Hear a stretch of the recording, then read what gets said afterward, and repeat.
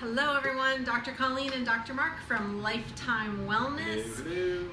Live at shortly after 7:05, shortly after 7:15 actually. Right. Just wrapping things up a little bit late tonight. For starters, our question tonight that we'd like you to answer below: have you, either currently or in the past, been making an effort to create some type of a healthy change? Maybe it's weight loss, maybe it's improve your energy. You're doing something, starting a workout program, you want to see your body composition change, but have you made the effort to do something to improve your health inside or out, and you have run into a wall where you stop seeing results? Just comment yes or no. You don't have to explain if you don't want to explain. If you want to explain, go ahead. But just comment yes or no. I've tried to make a change before. I'm doing everything results, right. Or no, I didn't see results. And nothing's happening. Yeah. That's kind of what we're talking about. Yeah. So that's what we're talking about tonight. You can see the description, what we're getting into tonight. As always, if you know someone that this would help, someone who's trying to get healthy, someone who might be stuck, please share. Please share. Just generally, just share, because you never know who's going to see this information and who will be touched by it, who will be impacted in a positive way. For those of you who are watching this after the fact on our YouTube page, make sure you subscribe, click the little bell so you get notifications every time we do these, and that is it for all of that kind of news. So, instructions.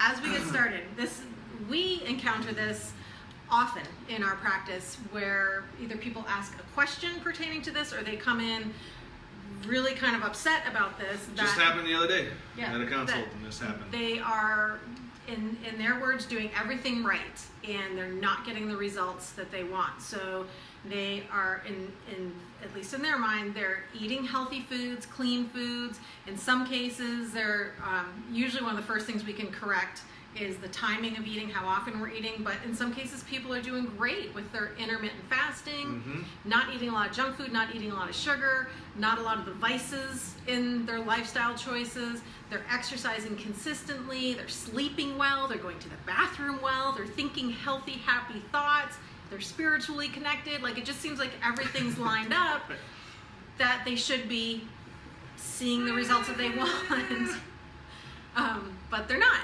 So, and often it seems like the most common scenario that people are struggling with that line of symptoms, if you will, is that they're not losing the weight they want to lose. But it can also be, like I said in the description here, they just don't have the energy, they have brain fog, they just don't feel well overall, and they can't figure out why, because they think they're doing everything right. So we were just talking about this today. This is the type of stuff we go through in the metabolic side of our practice, when we just start going through a list, kind of like a private investigator for your health. What are some of the most common things that we start to look at, investigate, and eventually perhaps tweak to try to break through that little hurdle? So we're going to just cover some health destroyers or really health resistance factors that may not be obvious, or may not be symptomatic per se, or may not be quite apparent, that inside, sort of in a silent way, can just really be a sabotage to your health, or inhibiting you from moving forward with your health. So these are some of the things that we investigate, or we test for, or do things to rule them out or rule them in, and then with the appropriate action, you can reverse a lot of this and correct it, and then the magic happens, and then their health just goes to a whole new level. So I'll say, as we're both looking at the list that we made. Yeah, we're going to kind of heckle and jekyll this. And as you can imagine, so much of it is interconnected. So, sure. For example, if we start with inflammation, it's related to 12 other things that are on the list here. And we've talked about inflammation before, so this is not inflammation like your knee swelled inflammation. This is systemic inflammation, cellular inflammation. And that can really disrupt a lot of things in the body. It can lead to a serious hormone resistance issue, and that alone is also called weight loss resistance. So that could be a big player with not allowing your body to turn into a fat-burning machine and boost that metabolism. Inflammation can really disrupt cellular communication. Chronic inflammation can deplete your body of a lot of things, in particular things like methyl groups. and that has an epigenetic effect on your body and your health and aging and things like that. That's a huge topic right there. Maybe that should be another video. Line 5 topic is methylation. Line is 7:05. We don't do them at 5. And then, from inflammation, you can just get into, okay, well then I want what? to say one thing. Go We ahead. talked about hormone resistance, inflammation being one of the causes behind hormonal resistance. That's not just insulin resistance. It doesn't just apply to weight loss. That's across the Yeah. board. Hormones are You can the be thyroid communicators resistant, of the you body. can be estrogen resistant, testosterone resistant, all the communicators can start to, you can just have dysregulated hormone patterns. Big thing that drives inflammation in the body is toxicity, and cellular toxicity may not necessarily be symptomatic, but can really wreak havoc long term on your body and your body's ability to get well and stay well. And just kind of going back to inflammation, it's not something you necessarily feel. We test for it in the office every consultation, and it's not something that you're going to feel or sense. It's not painful. It's not like a fever. It's nothing like that. So it can be a very silent thing, but it's very hard to feel good if you're chronically inflamed. It's very hard to lose weight if you're chronically inflamed. It's very hard to just be healthy or get healthier if you're chronically inflamed. And so what drives a lot of drives cellular inflammation or systemic inflammation? Toxins, probably the number one. So maybe someone just has some toxicity issues, and that could be everything from heavy metal toxins to biotoxins like mold or microbial toxins, Lyme's disease, different things like that. We're exposed to so many toxins in our daily life that we can bioaccumulate them, and that can lead to a lot of disruption. Foods, a lot of foods, either they're toxic themselves or they create inflammation in the body. So things like bad fats, trans fats, hydrogenated oils, the vegetable oils, sugar, preservatives, artificial sweeteners, colorings, things like that. There's also a lot of toxins in foods. You've got things like glyphosate, the active ingredient in Roundup. Even in your water, there can be heavy metals and things like that. And also if someone has developed any food sensitivities, major source of inflammation in the body. And again, those are delayed immune responses, so those can be a bit silent as well. You may not react right after your meal. It could be a couple days later, and it may not necessarily be breakout in hives or can't breathe. It can be more subtle stuff like brain fog, itchy skin, tired, moody, stuff that you could attribute to 100 other things. So food sensitivities could be contributing to the inflammation. And again, this can be going on without, you're not hurting, you're not having symptoms, but you're trying to do better and you're trying to exercise, but nothing's happening, nothing's changing because of chronic inflammation. So that's a biggie right there. And then the things that contribute to inflammation are things that you need to pinpoint or nail down. Next one. So another inhibitor to good health is how healthy is your gut.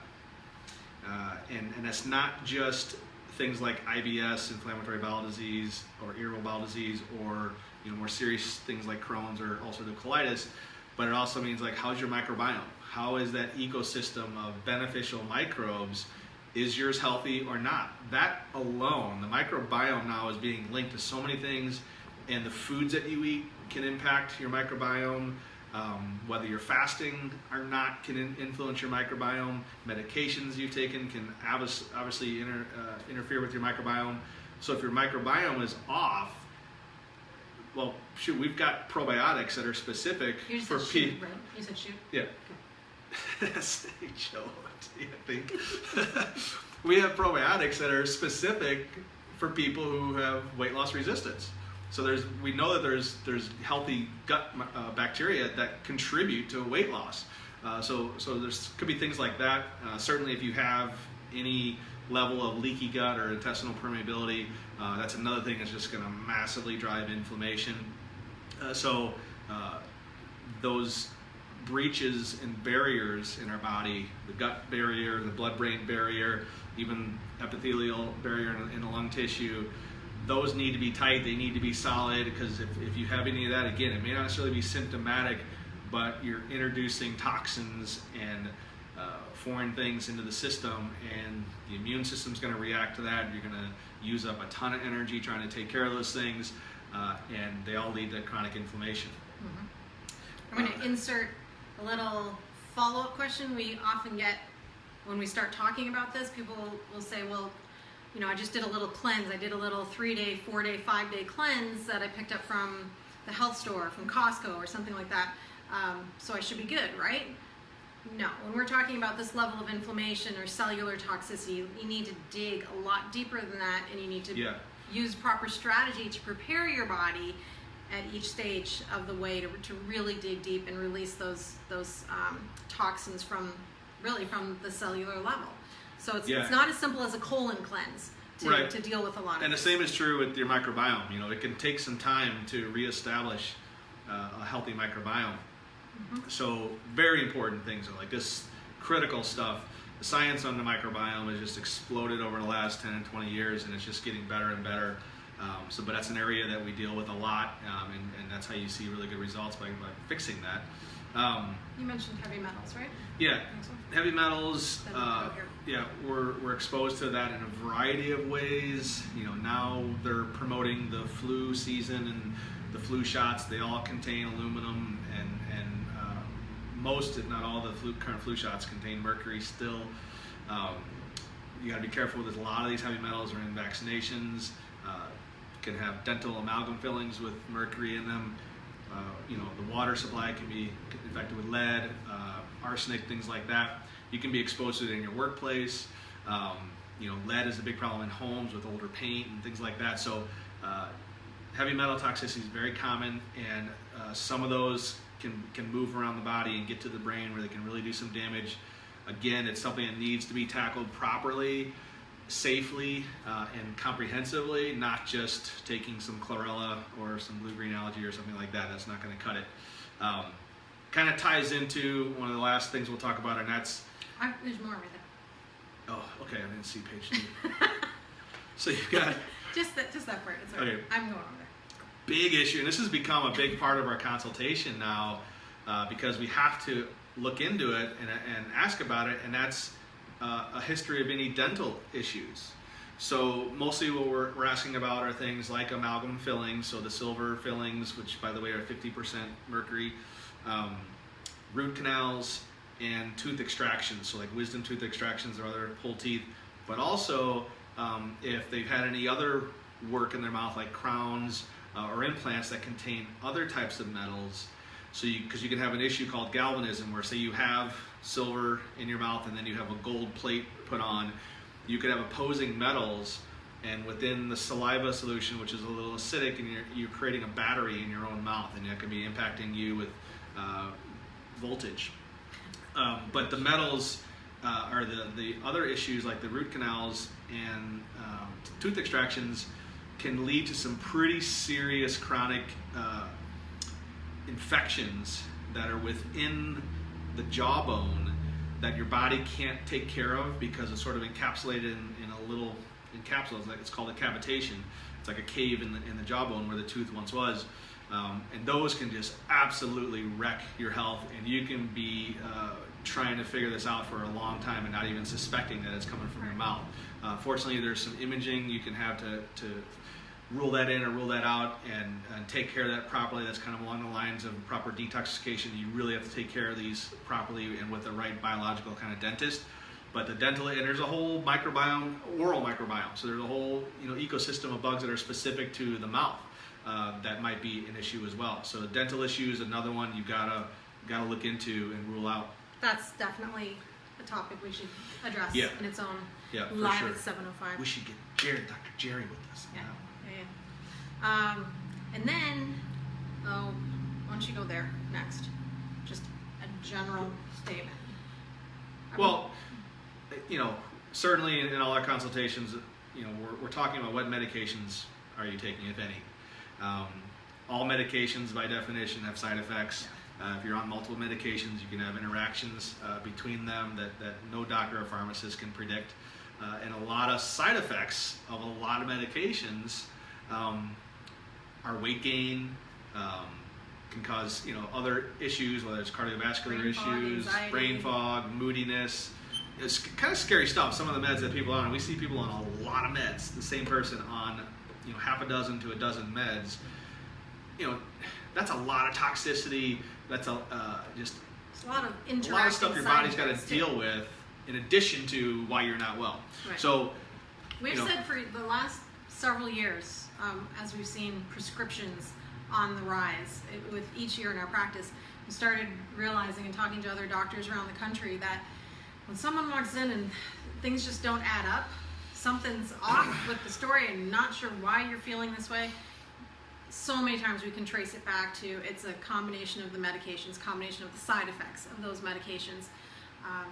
And we're not licensed to prescribe or take people off of medications, but clearly there's a lot of people that could eliminate half or 75 or 80% of the medications they're on because they're not helping them, they're not making them healthier, they're not dealing with the underlying cause, and it's expensive and it's more toxicity and you're never going to get better on them. When's the last time anybody ever had an expiration date for their blood pressure or cholesterol medication?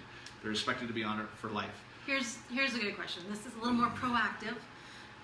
We ask people to, first of all, if you're on something to keep you alive right here, right now, then please don't stop taking it. You still got to work on your health, though, right? But if you're on prescription medication, then ask your prescribing doctor, what's the exit strategy for this particular drug Put them in on my the life? spot. Like, hey, Or just ask. what's in the a plan? Because I don't want to be on respectful way. this. Yeah, I don't want to be on this. What's our plan? What's our exit strategy? What's going to get me well? If they don't have one, time to see a new doctor. Yeah. And then finally, we'll start wrapping things up here. Anything that's keeping your body in a heightened level of stress, chronic stress, whether that's mental and emotional stress or physical stress, chemical stress, just that fight or flight response, if that's always on, that's going to prevent you from responding well to whatever it is that you're trying to do to get healthy. That chronic level of stress is not good. That produces a whole different cascade of hormones in the body that shouldn't be there all the time. Fight or flight is fine sometimes. Stress is fine sometimes. But we need those times to come back down, to calm down, to balance things out. So along those lines, the people that come in and say, I exercise all the time. I'm doing CrossFit like 9 days a week. Maybe that's part of the problem. Yeah, sometimes it's too much exercise, too much of the same type of exercise, too much high intensity, too much long duration cardio. You need to mix things up. You need some variety in there. You need to take a break. And you also need recovery time. Yeah, you absolutely Some people need to take a break time from that to let their body heal, because adding the exercise to what their body's already struggling with is just another stressor that prevents them from healing. It exhausts your system. So sometimes it's like, hey, step back. We'll reintroduce it later. I'm not saying exercise is bad, but like right now, you gotta, like, your body can't handle this right now. You gotta calm that down. Yep. You need to calm down. My kids would quote a certain singer right now and sing her song. So with exercise is good. Not every type of exercise is necessarily good for every person at that point in their life. And that's where we can kind of help figure out where your body is right now and what might work best for you. The same is very much true of diet. You can be following a great diet plan, a great eating plan, like keto, like paleo, like Whole30, like any of the other clean food approaches out there, but you also need some variety. We call it diet variation. Those of you in my fasting group have heard me talk about this for a year and a half. We need to mix things up. Sometimes you have to throw in a high healthy carb day or a high clean protein day. Mm-hmm. You can't eat the same thing or the same types of things, the same macronutrient profile day in and day out, month after month after month, and have healthy hormonal function. You do need to challenge the body by mixing things up. That is not how our healthiest ancestors ate.